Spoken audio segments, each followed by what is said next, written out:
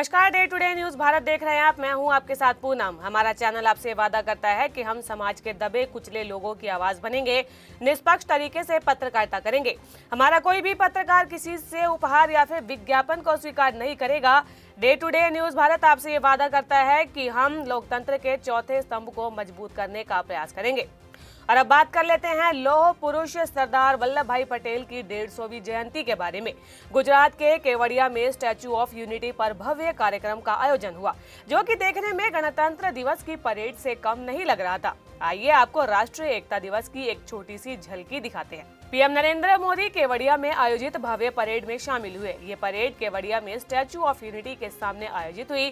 Parade में 16 राज्यों के पुलिस बल शामिल हुए और साथ ही पैरामिलिट्री फोर्सेस के जवान भी कदम ताल करते हुए नजर आए। परेड के दौरान राज्य की झांकियों की शक्ल में अलग अलग संस्कृति को पेश किया गया। राष्ट्रीय एकता दिवस समारोह में सांस्कृतिक उत्सव और सुरक्षा बलों का अद्भुत तालमेल भी दिखाई दिया, जिसमें कि उनके कौशल, अनुशासन और वीरता का प्रदर्शन बेहतरीन तरीके से किया गया। केवड़िया में ये आयोजन दिल्ली के कर्तव्य पथ पर होने वाले गणतंत्र दिवस परेड की तर्ज पर किया गया।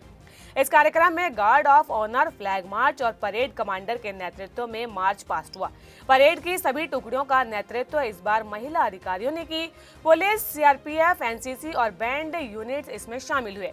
इस कार्यक्रम में घुड़सवार और पशु टुकड़ियां भी शामिल हुई, जिसमें कि घोड़े, ऊंट और डॉग यूनिट्स भी शामिल हुए। इसके साथ ही महिला हथियार ड्रिल, निहत्थे युद्ध प्रदर्शन, martial art, daredevil motorcycle show और एनसीसी प्रदर्शन दर्शकों को रोमांचित किया। देश के लौह पुरुष सरदार वल्लभ भाई पटेल की 150वीं जयंती के मौके पर प्रधानमंत्री नरेंद्र मोदी ने उन्हें गुजरात के केवड़िया में स्टैच्यू ऑफ यूनिटी पहुंचकर श्रद्धांजलि देते हुए पुष्प अर्पित किया। 2014 में नरेंद्र मोदी के प्रधानमंत्री बनने के बाद 31 अक्टूबर को पटेल की जयंती राष्ट्रीय एकता दिवस के रूप में मनाई जाती है। पीएम मोदी सुबह गुजरात के नर्मदा जिले में एकता नगर के पास पटेल की 182 मीटर ऊंची मूर्ति पर पहुंचे और फूल अर्पित कर भारत के लौह पुरुष को श्रद्धांजलि दी। प्रधानमंत्री नरेंद्र मोदी ने संबोधित करते हुए कहा कि सरदार पटेल ये मानते थे कि इतिहास लिखने में समय नहीं गंवाना चाहिए, बल्कि हमें इतिहास बनाने के लिए मेहनत करनी चाहिए। सरदार पटेल की 150वीं जयंती का ऐतिहासिक अवसर एकता नगर की ये दिव्य सुबह,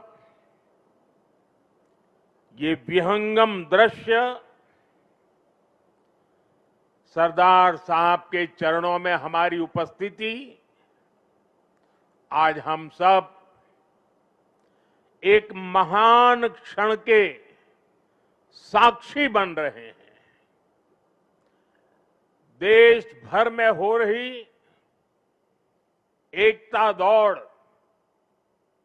रन फॉर यूनिटी, कोटि कोटि भारतीयों का उत्साह हम नए भारत की संकल्प शक्ति को साथ-साथ महसूस कर रहे हैं। अभी यहां जो कार्यक्रम हुए, कल शाम जो अद्भुत प्रस्तुति हुई, उनमें भी अतीत की परंपरा थी, वर्तमान का श्रम और शौर्य था और भविष्य की सिद्धि की झलक भी थी। सरदार साहब की 150वीं जयंती के उपलक्ष्य में स्मृति सिक्का और विशेष डाक टिकट भी जारी किया गया है। मैं सभी 140 करोड़ देशवासियों को सरदार साहब की जयंती की, राष्ट्रीय एकता दिवस की बहुत बहुत बधाई देता हूं, अनेक अनेक शुभकामनाएं देता हूं। साथियों, सरदार पटेल मानते थे कि इतिहास लिखने में समय नहीं गंवाना चाहिए, हमें तो इतिहास बनाने के लिए मेहनत करनी चाहिए। उनकी ये भावना हमें उनकी जीवन गाथा में दिखाई देती है। सरदार साहब ने जो नीतियां बनाई, जो निर्णय लिए, उन्होंने नया इतिहास रचा, नया इतिहास बनाया। आजादी के बाद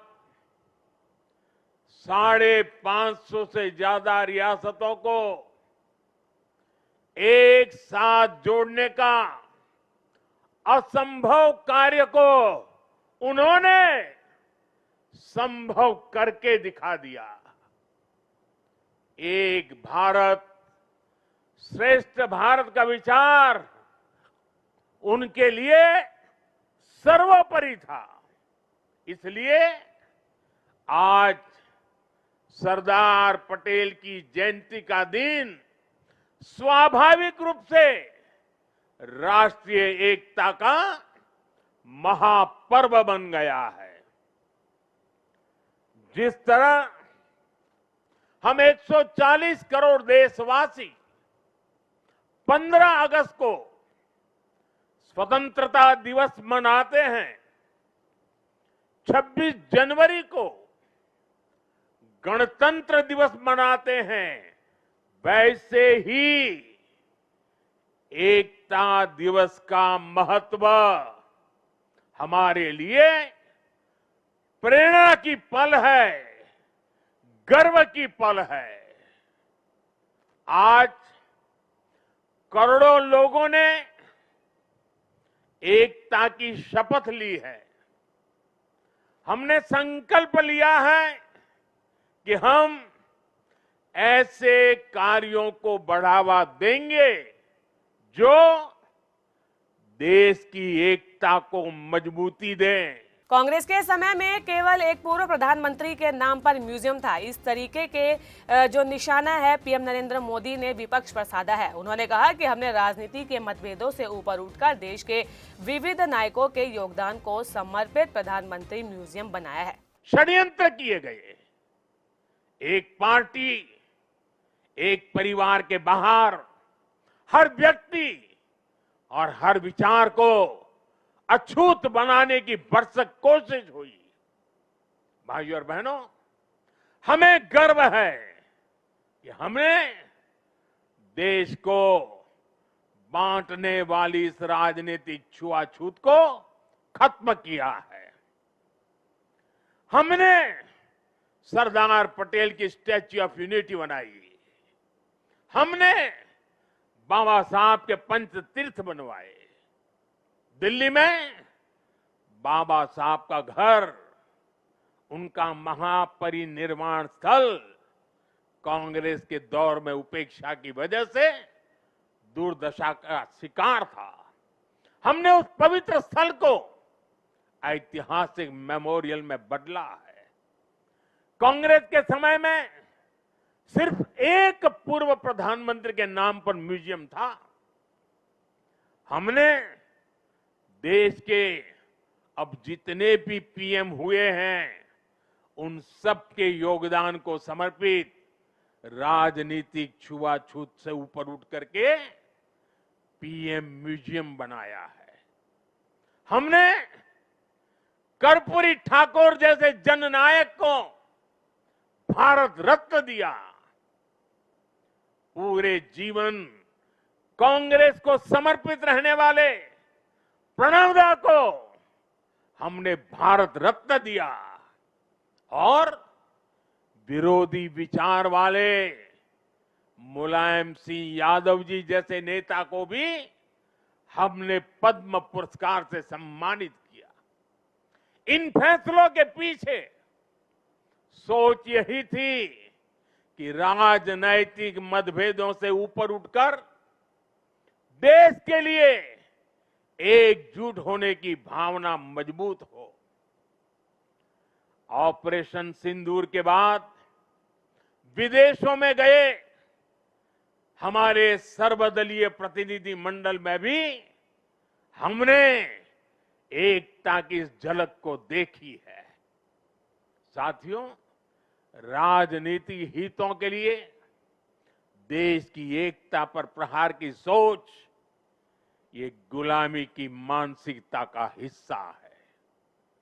कांग्रेस ने अंग्रेजों से केवल पार्टी और सत्ता ही नहीं पाई, बल्कि कांग्रेस ने गुलामी की मानसिकता को भी आत्मसात कर लिया था।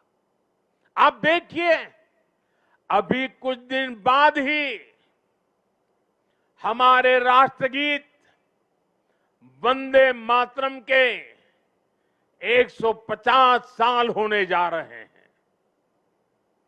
1905 में जब अंग्रेजों ने बंगाल का विभाजन किया, उसके प्रतिरोध में वंदे मातरम हर देशवासी का स्वर बन गया था। वंदे मातरम देश की एकता और एकजुटता की आवाज बन गया था। अंग्रेजों ने वंदे मातरम बोलने की बात तक बैन लगाने की कोशिश की थी।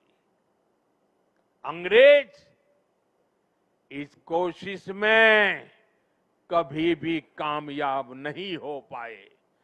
कई हिंदुस्तान के कोने से वंदे मातरम का नारा गुंजता ही रहा।